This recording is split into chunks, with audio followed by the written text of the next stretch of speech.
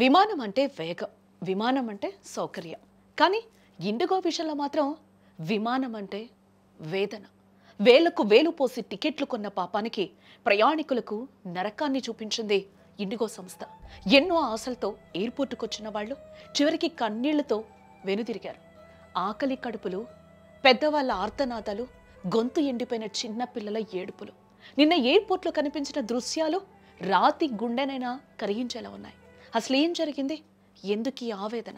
గమ్యం చేరాల్సిన వాళ్ళు గంటల తరబడి వెయిటింగ్ హాల్లోనే బందీలయ్యారు.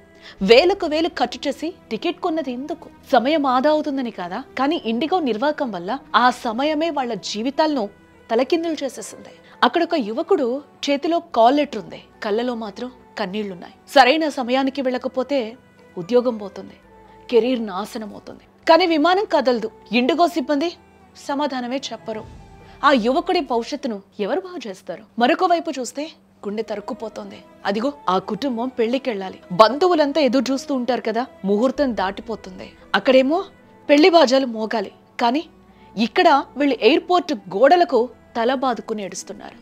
నా పెళ్లి మిస్ అయిపోతుంది సార్, ప్లీజ్ ఏదో ఒకటి చేయండి అని ఆ పెళ్లి కొడుకు ప్రాధేయపడుతుంటే కనికరించే నాదుడే లేడు. ఒకరిది ఉద్యోగం పోయిన బాధ, మరొకరిది జీవితంలో ఒక్కసారి వచ్చే పెళ్లిని మిస్ చేసుకున్న వేదన. ఇవి కేవలం ప్రయాణంలో ఆటంకాలు కానే కాదు, జీవితంలో కోలుకోలేని ఎదురుదెబ్బలు. ఇక అక్కడ పడిగాపులు కాస్తున్న వృద్ధుల పరిస్థితి చూస్తే కన్నీలాగనే ఆగవు. షుగర్ పేషెంట్లు, బీపీ పేషెంట్లు, కనీసం తినడానికి తిండి లేదు, తాగడానికి కుక్కెడు నీళ్లు లేవు. అమ్మ ఆకలేస్తుంది అని చిన్నపిల్లలు ఏడుస్తుంటే వాళ్ళకేం పెట్టాలో తెలియక తల్లులు తల్లడిల్లిపోయారు.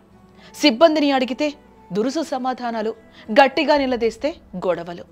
మా తప్పేం లేదంటూ చేతులు ఎత్తేయడం తప్ప ప్రయాణికుల సమస్యలు తీర్చే నాదుడే లేడక్కడ. సాంకేతిక లోపమో వాతావరణమో కారణం ఏదైనా కావచ్చు కదా, కానీ ప్రయాణికులను మనుషులుగా చూడని నైజమే అసలు సమస్య.